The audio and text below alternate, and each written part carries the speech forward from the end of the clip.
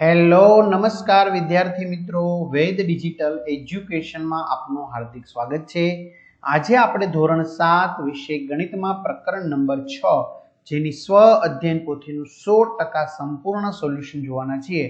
તો ખાસ વિદ્યાર્થી મિત્રો, ચેનલમાં નવા હોય તો ચેનલ સબસ્ક્રાઇબ કરો, બાજુમાં આવેલા બેલ આઇકનને પ્રેસ કરો જેથી તમને અવનવા વિડીયોની માહિતી નોટિફિકેશન મળી શકે। વિડીયો લાઈક કરો, તમારા મિત્રો દોસ્તોને શેર કરો। छठू चैप्टर है त्रिकोण અને તેના ગુણધર્મો। चलो समझ पाकी करिए, बराबर। તેમાં પહેલો પ્રશ્ન છે, સાચો વિકલ્પ પસંદ કરીએ। સમબાજુ ત્રિકોણ માટે શું સાચું છે? તો વેધ બરાબર મધ્યગા।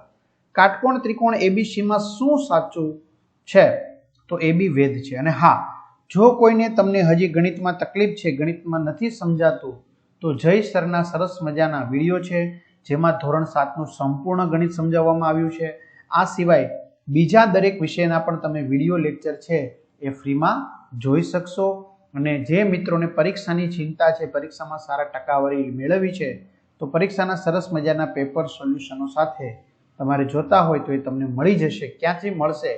તો ભાઈ આપણી વેદ ડિજિટલ એજ્યુકેશન નામની એપ્લિકેશનમાંથી મળશે, જ્યાંથી તમને 3 થી 12 ધોરણના દરેક વિષયના વિડિયો લેક્ચર, સ્વાધ્યાય અભ્યાસની સમજૂતીના વિડિયો, પરીક્ષા માટે ઉપયોગી મટીરીયલ, જુદા જુદા જિલ્લાના પેપરો, સ્વાધ્યાયન પોથી, પ્રોજેક્ટ પ્રવૃત્તિ બુક, આ બધું જ ગૂગલ પ્લે સ્ટોર કે જ્યાંથી આપણે ગેમ ડાઉનલોડ કરીએ તો ત્યાં જઈને વેદ ડિજિટલ એજ્યુકેશન નામની એપ્લિકેશન ડાઉનલોડ કરવાની।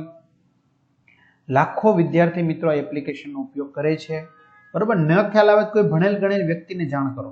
ઓપન કરશો એટલે પેજ ખુલે, એમાં તમારા પોતાના મોબાઈલ નંબર નાખો, સેન્ડ ઓટીપી કરો, 4 આંકડાનો ઓટીપી નાખશો એટલે પેડ કોર્સમાં જુદા જુદા પેડ પ્લાન, જેમાં તમામ પીડીએફ, એક્ઝામ પેપરમાં પેપરો, 3 થી 12 માં 3 થી 12 ના વિડીયો, તમારું ધોરણ પસંદ કરી વિષય પ્રમાણે પાઠવાઇઝ વિડીયો નિહાળી શકશો। ત્રિકોણ PQR માં x એ QR નું મધ્ય બિંદુ છે। જો PQ અને PR સમાન હોય તો PXR બરાબર શું થશે? PXQ।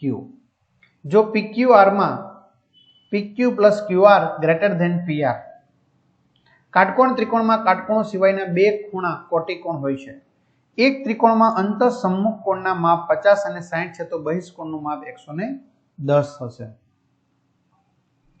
કયા ત્રિકોણ માટે વેધ ત્રિકોણના બહારના ભાગમાં હોઈ શકે? ગુરુકોણ। ત્રિકોણના તમામ બહિષ્કોણોનો સરવાળો કેટલો થશે? 360। ખાલી જગ્યા પૂરો। ત્રિકોણમાં શિરોબિંદુની સામેની બાજુ પરના લંબને વેધ કહે છે। જો ABC માં AD એ એવો રેખાખંડ છે જેથી BD બરાબર DC અને AD એ મધ્યગા હોય।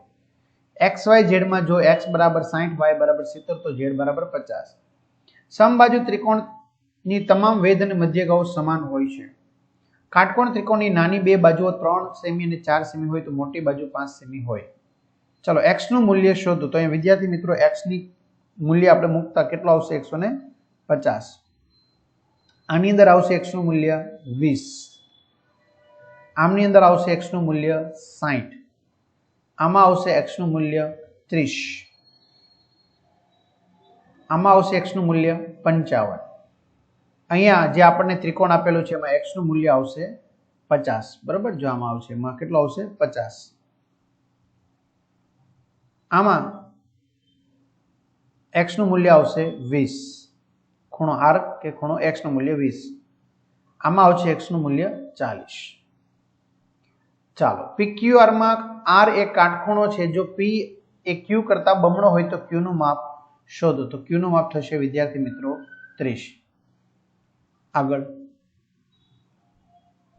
વૈશાલી ઘરથી પૂર્વ દિશામાં શાળા તરફ 5 કિલોમીટર ગાડી ચલાવે છે, ત્યારબાદ દક્ષિણ તરફ બજાર તરફ 12 કિલોમીટર ગાડી ચલાવે છે, તો તે ઘરથી પહોંચવા કેટલા કિલોમીટર લઘુત્તમ ગાડી ચલાવવી પડે? તો 13 કિલોમીટર ચલાવવી પડે। જો ત્રિકોણના 3 ખૂણાઓના માપનો ગુણોત્તર 1:2:3 હોય તો ત્રણેય ખૂણાના માપ કેટલા થશે? 30, 60 અને 90। ત્રિકોણની કોઈ સાચી આકૃતિ બનાવો કે જેથી કોઈ એક મધ્યગા દર્શાવો તથા કોઈ એક વેધ દર્શાવો, તેને નામાંકન કરો। તો વિદ્યાર્થી મિત્રો અહીંયા આપેલું છે આકૃતિ। ત્રિકોણની બે બાજુઓની લંબાઈ 13 સેમી અને 11 સેમી હોય તો ત્રીજી બાજુનું માપ કયા બે માપની વચ્ચે આવવું જોઈએ?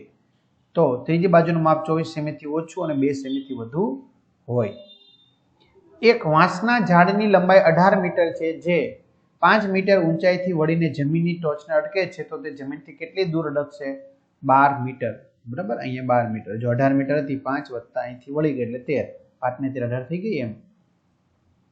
ત્રિકોણના એક ખૂણાનું માપ 80 ડિગ્રી છે. જો બાકીના બંને ખૂણાના સમાન હોય તો બંને ખૂણાનું માપ જણાવો. તો સમાન ખૂણાના માપ કેટલા થશે? 50 ડિગ્રી મળે. આપેલા બાજુઓના માપ માટે કાટકોણ ત્રિકોણ રચી શકાય કે નહીં? હા કે ના દ્વારા જણાવો. 3 4 5 હા. 8 6 10 હા. 7 12 13 ના. 5 12 17 ના. 8 15 17 હા. ચતુષ્કોણ એબીસીડી ની પરિમિતિ શોધો. તો મિત્રો એબીસીડી ની પરિમિતિ થશે 116 સેમી. ચલો અહીંયા જાતે કરવાનું છે આપણે. તો આ રીતે વિદ્યાર્થી મિત્રો સરસ મજાનું સોલ્યુશન અહીં પૂર્ણ થાય છે. તો ચેનલમાં ન હોય ચેનલ સબસ્ક્રાઇબ કરો, વિડીયો લાઇક કરો. તમને આ વિડીયો કેવો લાગ્યો ચોક્કસથી કમેન્ટ કરશો. બરાબર, અને પરીક્ષાના પેપર છે એ વહેલી તકે તમે પ્રેક્ટિસ માટે લઈ શકો, જે તમને સારી ટકાવારી અપાવવામાં મદદરૂપ થશે. તો અહીં સુધી રાખીએ. અસ્તુ. જય હિન્દ, જય ભારત.